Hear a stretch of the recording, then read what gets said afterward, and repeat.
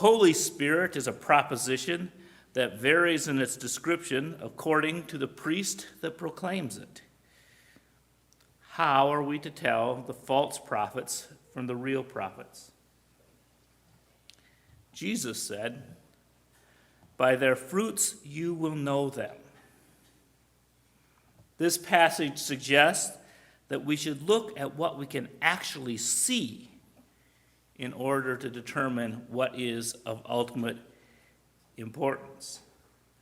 While many of the followers of Jesus emphasize worlds and theologies that are unobservable, Jesus in this instance says we should look to this life for proof of what is real. And when we work with our interfaith partners in the community, we find this type of notion of following Jesus among our Christian friends. B.F. Skinner was the developer of behavioral psychology. He refused to speculate about what he could not observe. Rather than speculate about the interior drives that produce human behavior, Skinner believed that human behavior was shaped by a system of rewards and punishment. He called it operant conditioning. When an animal operates on the environment, it is either rewarded or punished. Rewarded behavior increases and punished behavior decreases. For example, when a rat presses a bar in a Skinner box, it gets a pellet of food as a reward.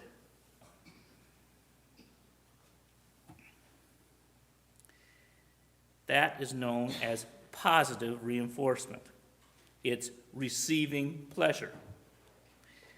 Now, there's something called negative reinforcement, which means the ending of something unpleasant. Perhaps the rat is placed in a box with a loud noise that's buzzing and annoying, and it will stop when the rat presses the bar. Positive punishment is the adding of pain or unpleasantness. The rat who has learned to press the bar will stop pressing the bar if it gets a shock when it touches the bar. And negative punishment is the withholding of pleasure. Food may be withdrawn when a rat does certain behaviors. Skinner developed other terms and techniques when he was training rats. One of the most interesting is shaping. Shaping is a technique towards teaching behaviors. One rewards behaviors that tend towards the final behavior.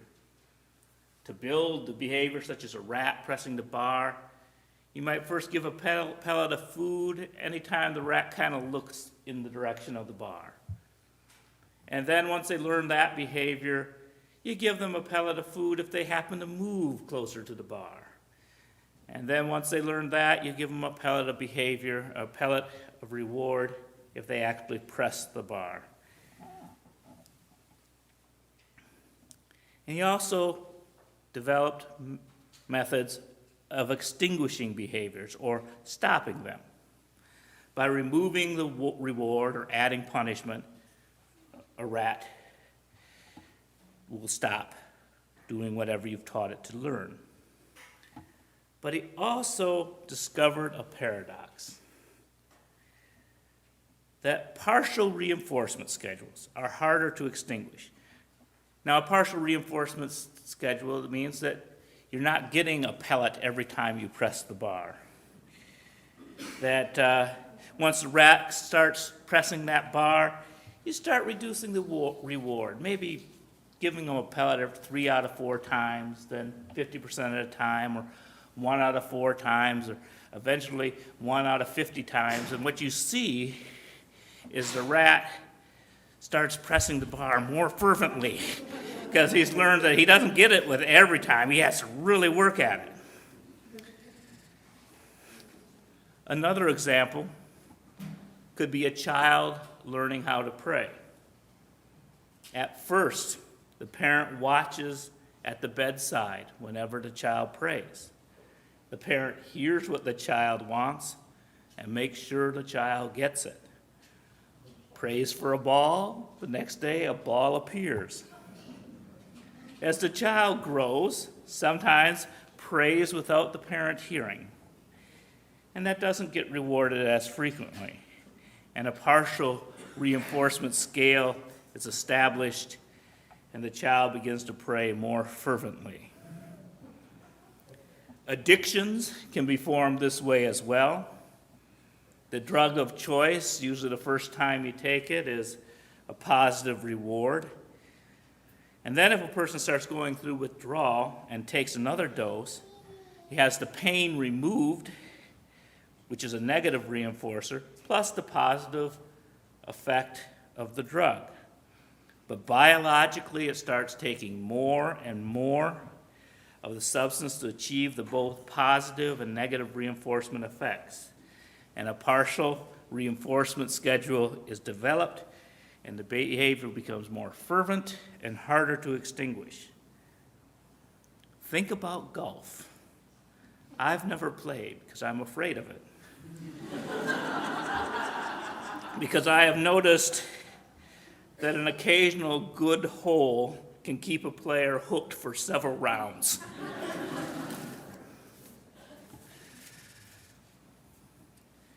Skinner insisted on only making conclusions from observable behaviors. This works well with rats, but has some limitations with humans.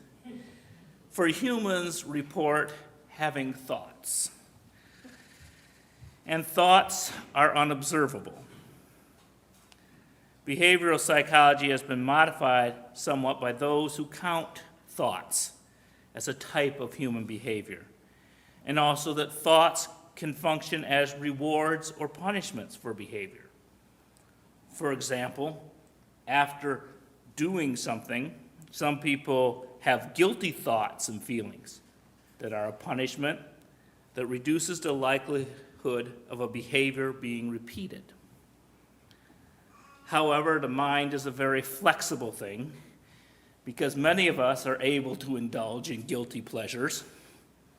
It's because we use our thoughts to rationalize. If we can think of a reason why we deserve something, we stop feeling guilty, and that rewards the behavior and makes it more likely that we will repeat the behavior.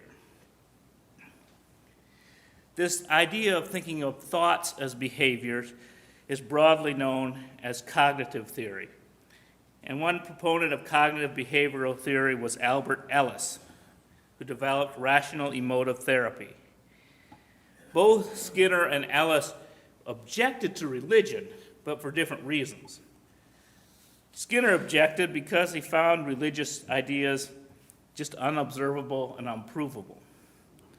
Ellis objected because he actually worked with people more than rats, and he observed in his therapy that religious thoughts often interfered with rational thought and rational behavior in his patients. Religion can be viewed through this lens of cognitive behavioral theory. Let's return to Skinner's description of reinforcement and punishment. Heaven is a positive reinforcer for good behavior. Hell is a positive punishment for bad behavior. The goal of Buddhism is the cessation of suffering. That is a negative reinforcement. And negative punishment is evident in the existentialist sense that life is absurd and has no meaning. All meaning is withdrawn, causing a state of anxiety. Now, Skinner would resist this interpretation because he believes that behavior changes only after rewards and punishments occur. So heaven and hell cannot reward or punish because after one is dead, there is no observable behavior. Skinner would rather observe the tangible rewards and punishments of religious behavior. Acceptance by a human community is a positive reinforcement. It increases the behavior of professing belief. Rejection, excommunication, and shunning is a negative punishment. It lessens the behavior of professing non-belief. Ellis might argue that the thought of heaven is a positive reinforcement, and the thought of hell is a positive punishment. But Ellis, being non-theistic, would encourage his patients to focus on more tangible reinforcements for their life. Cognitive behavioral psychology would suppose that the theories of religion are unobservable and thus not subject to study.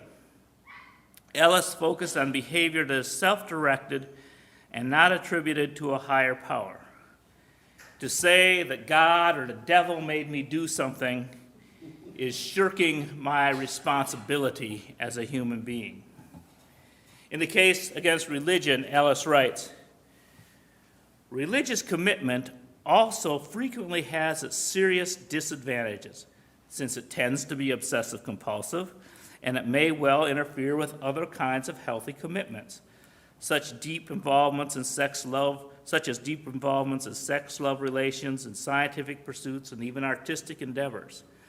Moreover, it is a commitment that is often motivated by guilt or hostility, and may serve as a frenzied covering-up mechanism which masks but does not really eliminate these underlying disturbed feelings. It is also the kind of commitment that is based on falsehoods and illusions and therefore can easily be shattered, thus plunging the previously committed individual into depths of despair and disillusionment. Because belief in God is optional in Unitarian Universalism, Ellis probably would not even consider us a religion, but rather a philosophy.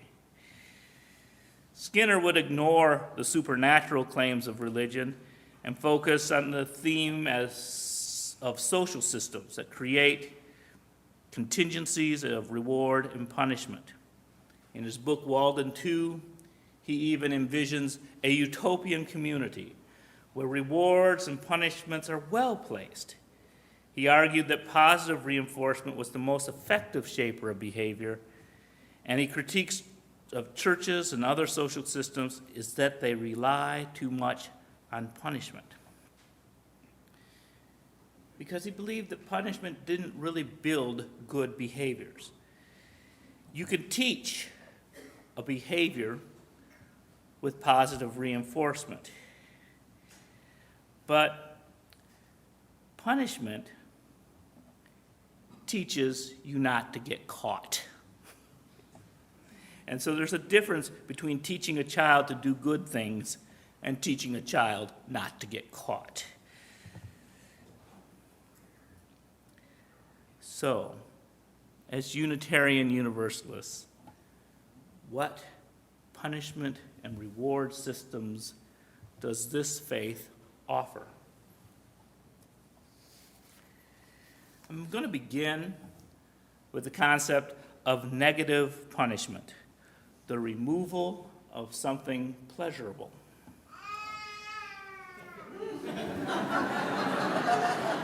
It'll be okay. It will.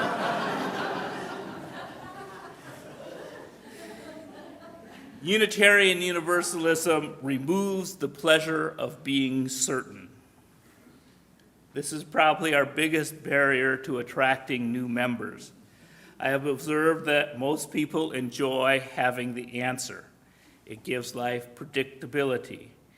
Order is comfortable for many. To ask someone to become Unitarian Universalists is to ask them to embrace uncertainty. We ask our atheists to live with the possibility that there is a God, and we ask our theists to doubt. Living the questions is a negative punishment in that it removes the pleasure of having the right answer. Our skepticism is often a negative punishment within our ranks. Anyone who is too certain of their path may be viewed with suspicion, and there might be a withholding of affection. Instead of fully accepting atheists and Christians, we ask questions of like, why does an atheist come to church? Or why does a Christian come here instead of a more predominantly Christian congregation?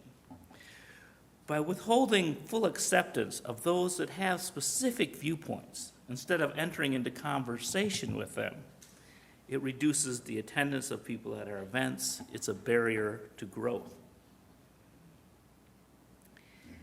Unitarian Universalism offers positive punishment in that it is hard work.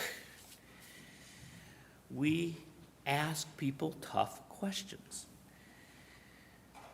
Most people want easy answers from the religion, but we ask, what is your purpose in life?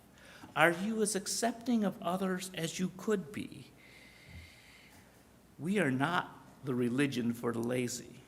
People who want a simple solution will feel punished when we ask, well, we know what you've been told, but what do you really believe? Probably our biggest reinforcement is negative reinforcement, which we provide by removing the burden of guilt.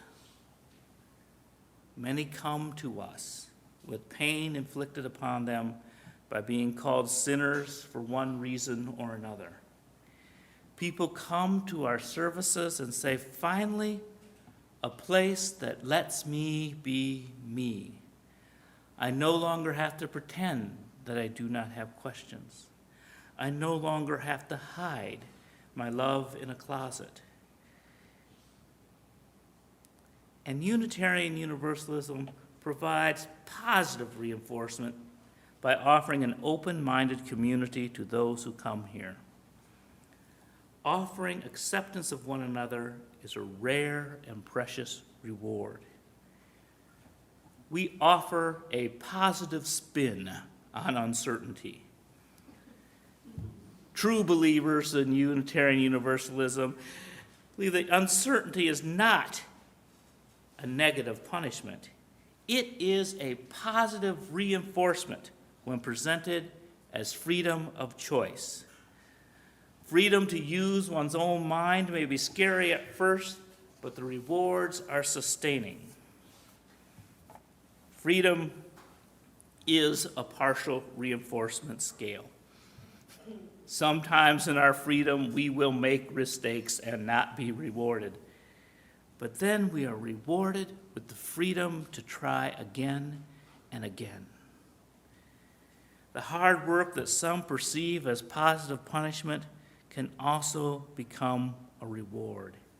When your belief has been challenged and amended, it becomes truly your own. We strive together to improve and are rewarded by the idea that we can do better. Our universalism removes the punishment or threat of punishment of hell. It frees us to judge our actions by their intrinsic worth. We offer no certainty of a heavenly reward, but that too can be considered a positive. A man named Alfie Kohn wrote a book called Punished by Rewards, which was a critique of behaviorism. Because he says when we focus on rewards that are not intrinsic to the behavior, eventually we feel manipulated, and that becomes a punishment. Imagine a child who plays baseball for the love of the game. By the time he turns pro, he is often jaded and worries about how much he's going to be paid. Listen to what Alfie Kohn says about rewards. By virtue of being controlling, they're likely to be experienced as adversive in the long run. The reason is that while students would certainly like to have the goodie itself, pizza or money or a gold star, none of us enjoy having the very things that we desire used as levers to control our behavior.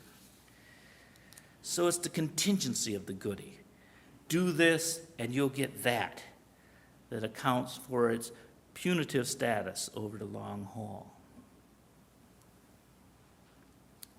So the ultimate reward in being Unitarian Universalism is the lack of overt rewards and punishments.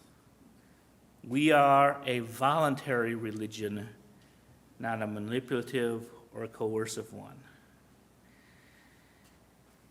In the words of the Christmas hymn, "You better be good for goodness sake." The rest of that song is all about contingent behavior, of getting Santa Claus to bring you gifts, but that's not how we perceive the holy. That little nugget of being good for the sake of goodness, that it's somehow acting in harmony with who we are and what we truly want to be. If we can focus on doing good for goodness sake, our religion will be its own reward.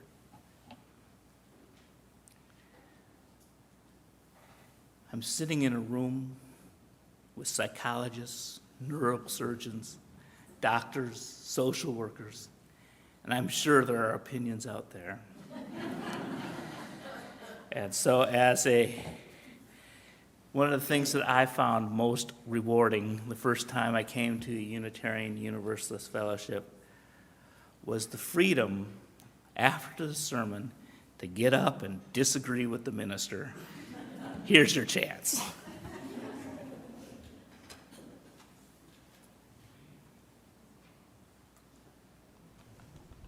Do we have sound? Yes, we do. Anybody's thoughts on behaviorism, rewards and punishments, religion, how it works in your life? Start here and we'll move on. When I was a boy, I remember stealing some money in our home so I could buy some candy. And they said, "Don't ever do that again." So what was the scolding enough of a punishment to extinguish the behavior? Yes.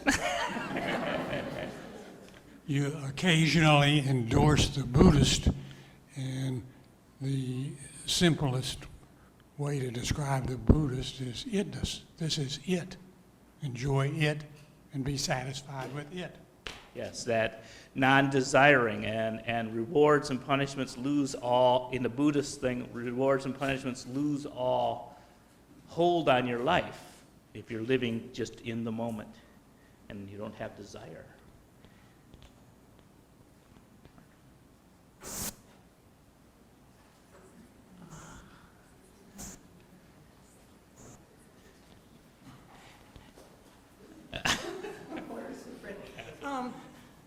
I took some courses in this, but it was 40 years ago. But I'm trying to remember what happens, for example, if a child, or maybe also a rat, gets punished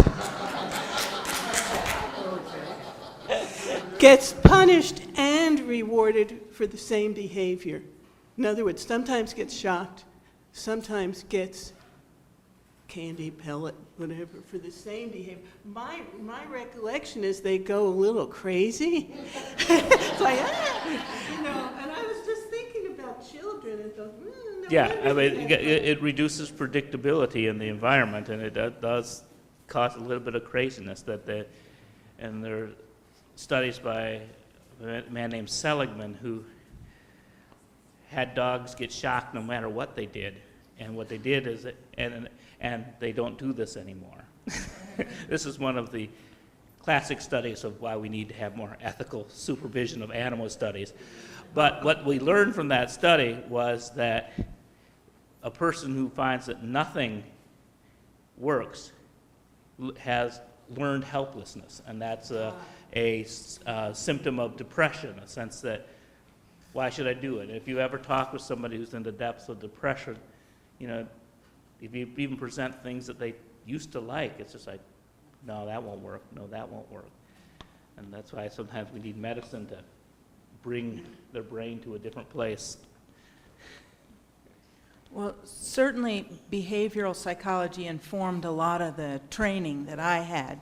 I'm no rabid behaviorist, but it informed a lot.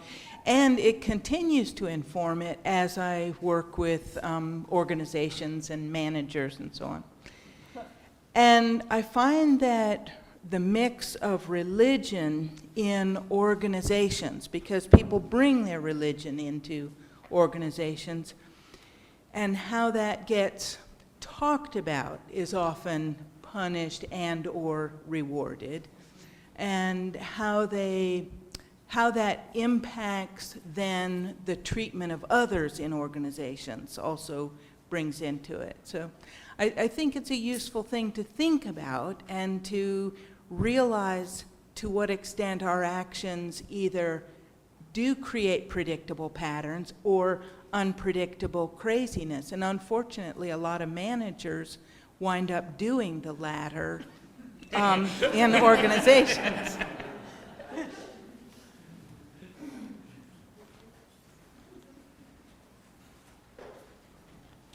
For me, one of the things that Unitarian Universalism pointed out and reinforced is that we're all in the business of living together. We're not alone. We're all interdependent on each other. That's what makes love better than hate. That's what makes peace better than war.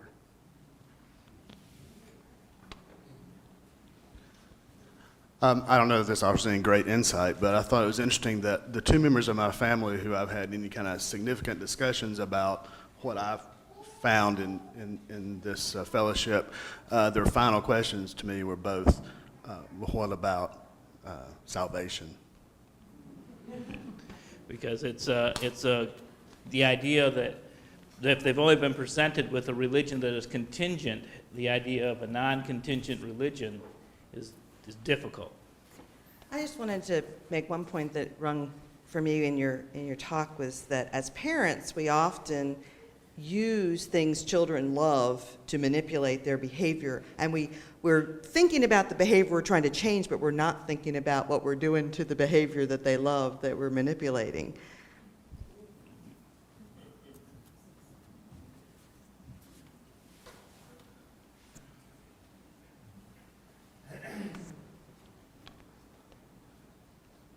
Just because I thought somebody should say it. Yes, I do disagree with you, Charlie, about something. No, I kind of do disagree with the idea that this religion is work, that it's harder than the other religion, than the other religions. To me, I find it pretty easy to be able to say, you know, I don't know. I don't know. And I'm happy with that. And not having to work hard at the faith that it takes in so many other religions. That the confirmation of reason to not have what many people, cognitive psychologists would call cognitive dissonance. You see the evolutionary record that says billions and billions of years, and yet you have a tradition that says 6,000 years. And some people are able to compartmentalize and live with those two truths without dissonance. So for them, that's not a punishment. But if you're living with that cognitive dissonance of trying to believe two contradictory things, sometimes something has to give, and you either flip over to one side or the other, and you end up here or someplace else.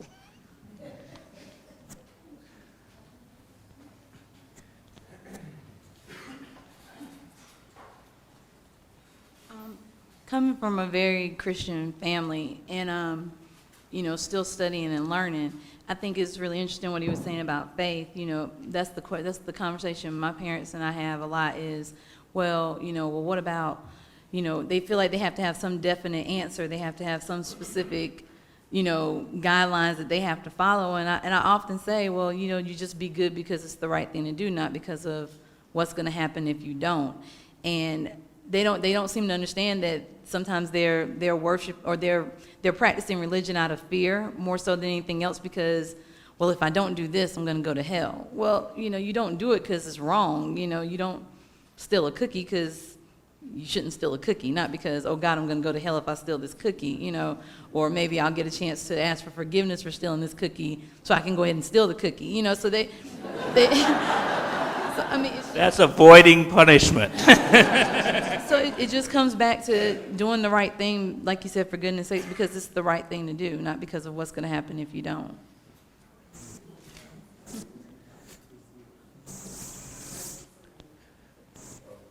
What do we have some other, oh.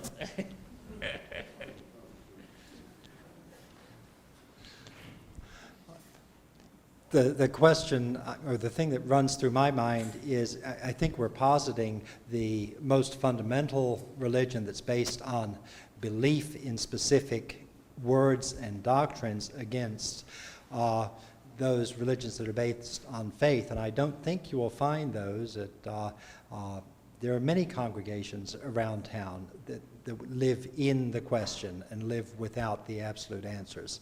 And so I'm really hesitant to go along with saying Christians are like that when a Wake Forest Baptist or a Green Street, St. Anne's, they aren't. Because traditions that embrace the ineffableness of God or the lack of ability to fully ever define God, and would even say that that is the same as idolatry, tend to be more this world focused. And I said, like, those are the people we generally encounter in the community when we're working for justice issues, because they are trying to focus on making this world better rather than being caught up in the reward and punishment system of some more conservative movements.